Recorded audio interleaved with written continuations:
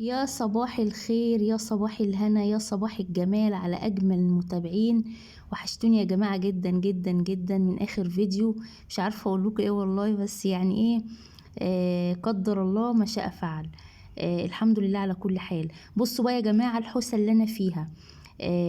هنا طبعا كان عندي كنت أنا قايلة لكم قبل كده بيدهنوا عندنا وش العمارة. المهم ايه، عايزه اقول لكم ان انا صحيت الصبح. تخيلوا كده لما يكون واحد نايم في امان الله وحد يخبط عليكي من البلكونه. بصوا بتبقى ايه، خضه واستغراب. اللي هو ازاي احنا متعودين اما حد بيخبط علينا باب الشقه ده معروف. المهم لقيت الراجل ايه، راجل كده عجوز. فبيقول لي ايه، شيلي يا مدام الحاجات ديت عشان احنا هندهن البلكونه. رحت قلت له لا يا عم، احنا مش عايزين ندهنها، انا عايزاها كده. قال لي لا، ما هو ما ينفعش. يعني هو لازم ان احنا ندهنها يعني عشان تبقى مع الشكل بتاع وش العمارة وكده. قلت له خلاص ماشي. المهم راح شايل لي بقى الستاير، وشلت بقى كل الحاجات اللي كانت محطوطة في البلكونة والفرشة وكل الدنيا دي. عايزة اقول لكم انا اصلا ايه، ما بصحاش بدري وبكره الصحيان بدري، بس بقى كان غصب عني.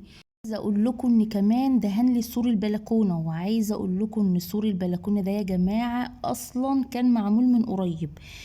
فايه انا ما كنتش اعرف. المهم بقى ايه، طبعا انا عندي غسيل كتير، يعني انا بغسل بقالي يومين وبركن الغسيل، ما بعرفش طبعا انشر عشان هما شغالين كل يوم. وبخاف ان انا انشر الغسيل يتبهدل. فكنت محتاسه. دخلت البلكونة كده فجأة لقيت الدنيا ملزقة، السور الحديد ملزق. فطبعا هنضطر ان انا اركنه لبكره لحد لما ينشف. هو طبعا الجو حر والمفروض انه ينشف بسرعة، بس زي ما انتوا عارفين الزيت اللي هو الدهان يعني بياخد وقت. رحت بقى ركنته على جنب. قلت بقى خليه بكره كده على الظهر يكون الدنيا نشفت. عايزه اقول لكم الارض اتوسخت واتبقعت، بس ما كانش هينفع ان انا امسحها. يعني انا المفروض كنت مسحت، وشريف بيقول لي لا امسحها لي عشان انا طبعا بدخل البلكونه وكده فما وسخش الدنيا. قلت له لا، هما كده كده لسه هيعملوا الدور اللي فوقيه، فانا عندي استعداد انضفها ماشي. بس هتتبهدل تاني يا جماعه. عايزه اقول لكم ان هو يعني الارض مبقعه بس هي مش ظاهره لكم. فلسه هيعملوا الدور اللي فوقيه، يعني لسه الدنيا هتتوسخ تاني. قلت لا، انا هكتفي بالوقت ان انا اكنسها. ورحت واخده المفرش بتاعها، طبعا كنت حاطاه في الغساله. عايزه اقول لكم ان انا لما بغسل المفرش بتاع البلكونه ما بنشرهوش، بحطه على الارض وبينشف بسرعه من الحر. فهنا كنت طلعته من الغساله كده وبنفضه. قال يعني كنت هروح ايه، انشره، بس طبعا مش هينفع. فقلت احطه كده في الارض وخلاص، ندوس عليه لحد بكره باذن الله. عايزه اقول لكم بقى هنا كان عندي حوسه في المطبخ. فبقول لروان تعالي بقى يا بنتي صوريني، يا اما تيجي انت تعملي مكاني. بيني وبينكو صعبت عليا عشان هي كانت رجلها بتوجعها، قلت لها خلاص خليكي وانا ايه هشوف انا الحاجات اللي هعملها. ده طبعا الفرشه بتاعت الارض ديت انا بغسلها كل كام يوم، لان عندي المطبخ بصوا على طول بيتوسخ. دي الزباله، قلت لها بعد ما نخلص يبقى انزلي ارميها تحت. بس كده. المهم هنا طبعا بشد البوتاجاز، كل مثلا ايه ما احس كده ان السيراميك اتوسخ من الزيت. يعني بصوا، الحته اللي ورا البوتاجاز دي يا جماعه ملهاش دعوه بدعك السيراميك بتاع المطبخ كله. يعني انا قلت لكم قبل كده كل ما احس انها اتوسخت باخد كده حته سلكه وشويه صابون واروح ملمعاها. ويا سلام بقى يا جماعه لو قلت لكم ان انا من ساعه ما بقيت مقليش كتير الحته دي فرقت معايا. عايزه اقول لكم انا كنت يوميا، والله هتقولوا بتكذب بس دي بامانه، كنت يوميا بقلي في اليوم يجي 3 4 مرات. كان ادمان عندنا يا جماعه، وخصوصا البطاطس. بس عايزه اقول لكم بقى دلوقتي بقى لي كده كام شهر الحمد لله منعت بقى الموضوع ده. هتقولي لي عشان بتوفري، هقول لكم لا، انا مش من الناس اللي بتوفر في الحاجات اللي زي دي. انا الحمد لله ما عنديش حته ان انا ايه ده كمان ايه ده. انا عايزه اقول لكم ان انا ممكن اقلي في الزيت مرتين ثلاثه واروح رمياه. ما بيفرقش معايا حته ان انا ايه عشان خاطر اوفر والكلام ده، لا. انا بس ايه، هو الموضوع في الاول وفي الاخر يعني هو صحيا غلط بس. فطبعا هنا بقى ايه، جبت كده حتة السلكة. هو طبعا ما خدش مني مجهود لانه كان بقاله مش كتير. هنا كنت بقول لروان احدفي لي الفوطة الناشفة عشان اشد بيها الصابون الاول وبعد كده اروح عاملة بالفوطة المبلولة. حبايب قلبي من جوه ونور عين ايمان، نسيت اقول لكم يا حبايب قلبي لو اول مره تشوفوني ما تنسوش تعملوا اشتراك في القناه وفعلوا زر الجرس للكل عشان يوصل لكم كل جديد. وبالله عليكم بالله عليكم يا حبايبي حطوا لايك للفيديو. هنا طبعا كنت بغسل الفوطة مطرح الصابون، وقلت ايه يعني ألمع كده تلميعة كمان وخلاص. طبعا هو انا ايه كنت عايزه اعمل بصراحه يعني بيني وبينكم المطبخ كله، بس بقالي حوالي مثلا كده اسبوع ما بقدرش ان انا يعني رجليا وجعاني، عندي يعني املاح وكده كتير، ف يعني مش عارفه تقريبا كده اثرت على رجليا، فبقيت ايه اقف حبه صغيرين وارجع اقعد شويه، يعني اشتغل شويه واقعد شويه. فعايزه اقول لكم المره دي بقى غير كل مره، يعني المره دي الاملاح يا جماعه اثرت عليا جامد. ما اعرفش بقى هي فعلا املاح زي ما بيقولوا ولا التهابات في رجليا، ما اعرفش. فهبقى باذن الله كده هبقى اشوف اي وقت اروح اكشف عليها، لان الموضوع مضايقني جامد قوي يعني. المهم انا هنا جبت من ورا البوتاجاز، وكان عندي بقى ايه كنت الصبح بعمل بتنجان مسلوق مخلل، كان شريف نفسه فيه.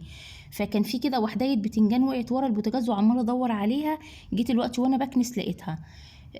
هنا بقى ايه لميت التراب، طبعا ما عنديش جاروف، يعني انا عندي جاروف واحد ما بحبهوش بصراحه، كان عندي جاروف من اللي هو النوع النضيف ده، بس كان من فتره كبيره طلعته على باب الشقه يعني مخليه لي السلم.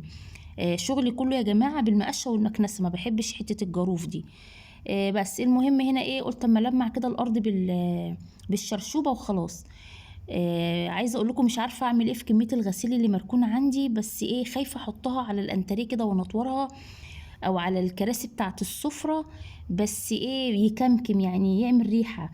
كمان عندي السفره عشان كنا دهنينها قبل كده اسود، فايه ساعات بتطلع في الايد اللون بتاعها، فمش عارفه يعني. كمان الجو حر اصلا والكمكمه على الغسيل مش حلوه، بس هقول ايه بقى، يلا الحمد لله.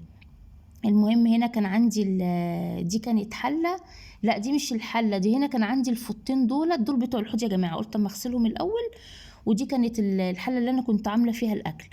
بس هنا بقى كان عندي كنت خلصت بقى بقول لكم ورا البوتاجاز.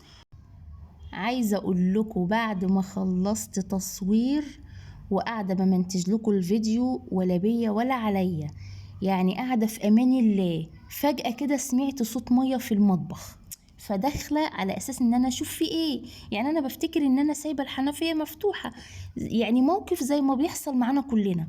طب الاقي ايه مغرق الدنيا ميه.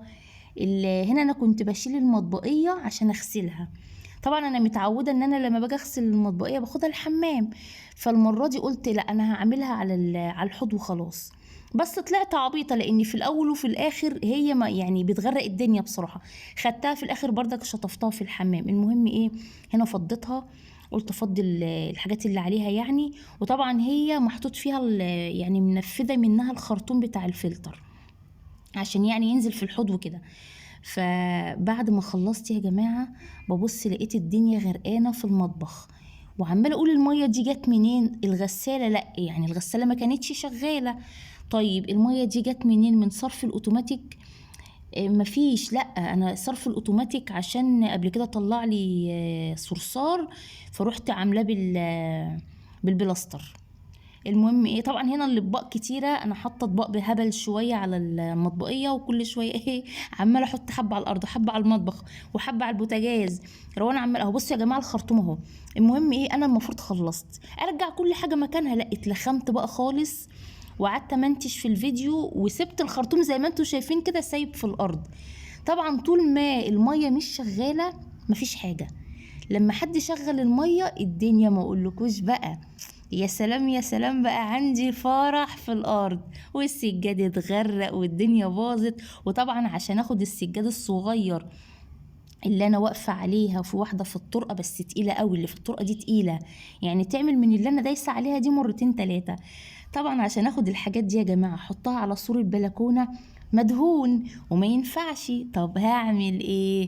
اضطريت بقى ان انا اسيبهم كده على سور السلم، وبقيت ادوس على الارض طبعا حافيه. انتوا عارفين ان انا ما بقدرش ان انا احط رجلي على السيراميك، فكانت حوسه. مش عارفه النهارده انا مالي مش مجمعه خالص، عندي السلوك يا جماعه ملمسه، مش مركزه في حاجه، وبنسى كتير، وفي حاجات بتقع مني، وفي حاجات مش عارفه في ايه. تحسي كده ان انا ايه، انا مش انا يعني، اسمها ايه، انا مش عارفني.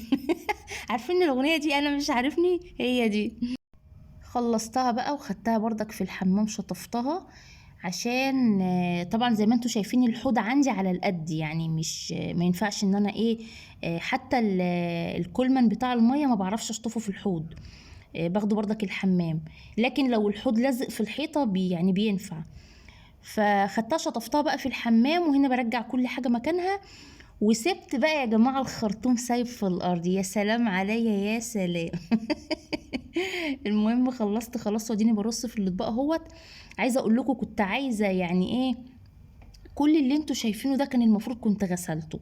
روان قالت لي بقى ايه بنتي حبيبه قلبي اللي قلبها على امها، قالت لي لا خلصي انت بس يا ماما، وانا هنزل كل الاطباق دي واغسلها لك. هتقولي لي طب ما عملتهاش من الاول ليه؟ قلت هقول لكم انا كنت عايزه اخلص وايه، يعني طبعا انا واقفه بالعافيه، فقلت بعد ما اخلص بقى هي براحتها، عشان انا كنت منفضه الشباك. فطبعا كان مليان بقى تراب. انا اصلا مش متعوده ان انا شباك المطبخ انفضه، يعني بعمله كده كل فتره كبيره. دايما احب ان انا اغسله، يعني اخده كده في الحمام واروح دعكاه بالفرشه بتاعت السجاد. بصوا ما اقولكوش طبعا، يعني هو بيبقى احسن من التنفيض عشان طبعا الآلية بقى والحاجات اللي فيها زيت وكده، فبيبقى لما بيتغسل بيبقى احسن بكتير. المهم هنا كنت خلصت بقى البوتاجاز، قلت يلا بالمرة. كان وسخ طبعا، وكان واقع عليه بقى قهوة، وكان واقع عليه شاي وبتاع. هنا بريح رجلي، كنت مش قادرة خالص يا جماعة، مش قادرة يعني اعمل شوية واقعد شوية. هنا خلصت خلاص، وايه برجع بقى كل حاجة مكانها. دول كانوا كام طبق كده كنت ناسياهم. عايزة اقول لكم الانبوبة خلصت عليا وانا شغالة. قلت اول ما اخلص على طول اروح مغيرها. انا الحمد لله يعني بعرف من زمان اغيرها. هنا كان في شوية غسيل، كانت روان بقى مغيره لي الملايات بتاعت السرير وكده. وده الشكل يا جماعة النهائي. الحمد لله خلصت المطبخ وخليته زي الفل. حبايب قلبي ما تنسوش بقى الاشتراك في القناة، وفعلوا زر الجرس عشان يوصل لكم كل جديد. وبالله عليكم ما تنسوش اللايك. يلا اشوفكم على خير، مع الف سلامة.